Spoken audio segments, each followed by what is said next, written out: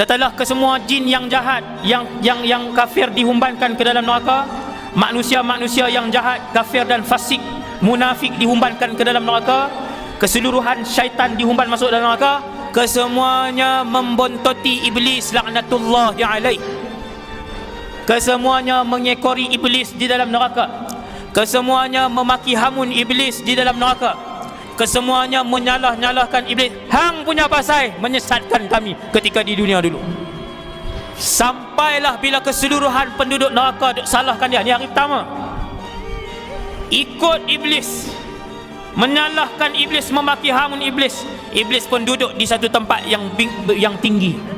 Maka berlakulah khutbah iblis di dalam neraka. Apa isi kandungan khutbah itu? Diceritakan oleh Allah secara detail di dalam Al-Quran. A'udzu billahi minasyaitonir rajim. Wa qala asy-syaitanu lamma qudiya al-amru innallaha wa'adakum wa'dal haqq. Lalu bercakap, berpidato dan berkata-katalah iblis untuk kali pertama dan kali terakhir kepada pengikut-pengikut setia beliau yang sentiasa mengikuti arahan dan nasihat beliau di atas muka bumi Allah. Dia cakap apa?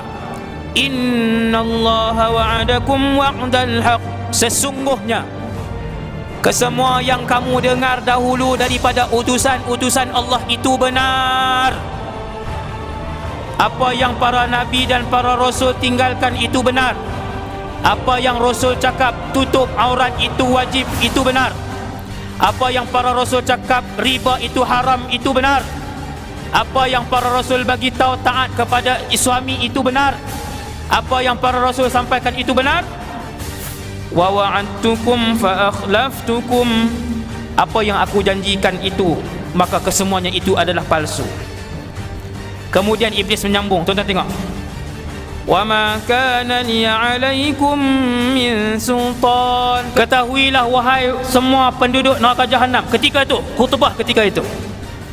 Ketahuilah wahai kesemua penduduk neraka jahanam, aku tidak mampu, tidak ada kuasa ke atas kalian ketika hidup di dunia dulu ni. Hari ni, malam ni, iblis tak boleh angkat kita tinggi-tinggi. Dia lepas 200 meter, 300 meter bunuh kita. Iblis tak boleh untuk mengangkat pedang dan parang untuk menetak bahu dan leher kita. Iblis tak pernah pun mengheret tangan kita untuk kita masuk ke dalam disko. Iblis tidak pernah merentak pakaian kita untuk dikoyak-koyakkan untuk kita tidak menutup aurat.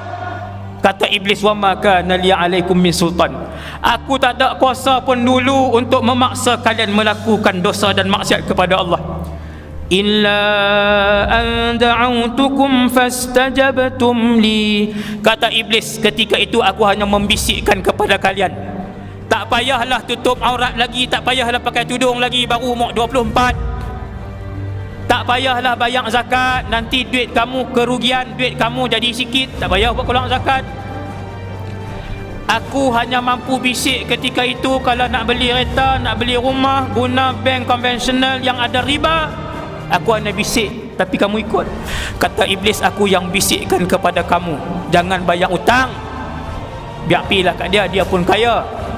Hak hang hutang takat 1,200 tu tak jejah pun duit dia. Aku hanya boleh bisik. Fastajabtum li. Kamu buat siapa yang suruh? Kenapa kalian menjawab dugaan dan godaan aku? Jangan salahkan aku pada hari ini, salahkan diri kamu, kata iblis. Aku tak boleh paksa kamu pun waktu tu. Aku tak paksa, aku bisik saja. Dan kamu pun tak boleh paksa aku. Hari ini aku berlepas daripada apa yang kamu buat. Maka Allah pun sebut, sesungguhnya orang-orang yang zalim itu bagi mereka azab yang pedih, azab yang pedih. Neraka dibakar 1000 tahun berwarna merah. Kemudian neraka dibakar lagi 1000 tahun bertukar menjadi putih. Kemudian neraka dibakar menjadi hitam sampailah malam ni. Tuan-tuan yang dirahmati Allah, kalau tuan-tuan tanya malam ni neraka ada ke tak ada lagi, jawapan dia sudah ada.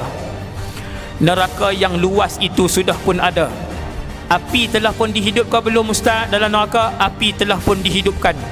Kalau tuan-tuan tanya kat saya pada malam ni, bagaimana keadaan dan warna dalam neraka, saya boleh jawab kepada tuan-tuan, keadaannya gelap gelita. Dia gelap bukan sebab dia bergaung dan jauh ke dalam, tetapi neraka itu gelap kerana warna apinya gelap, berada pada puncak kepanasan. Seandainya api daripada neraka Jahannam jatuh sebesar lubang jarum di atas muka bumi Allah, la ahraqa man fil ardi jami'a, maka akan terbakar seluruh penduduk bumi ini, kata Nabi sallallahu alaihi wasallam. Besar mana tuan-tuan?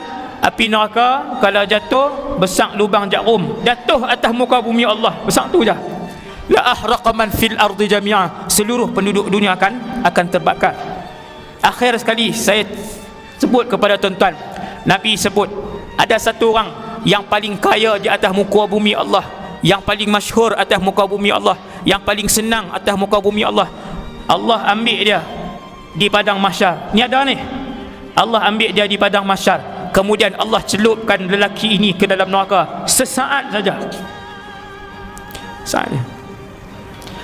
Celup bawa naik. Kemudian bagi elok balik. Lalu Allah tanya dia, dulu berapa lama kamu mendapatkan nikmat hidup, kemasyhuran, kekayaan? Dia paling kaya, dia paling masyhur, dia paling senang. Allah Ta'ala tanya, dulu berapa lama kamu hidup dalam keadaan senang?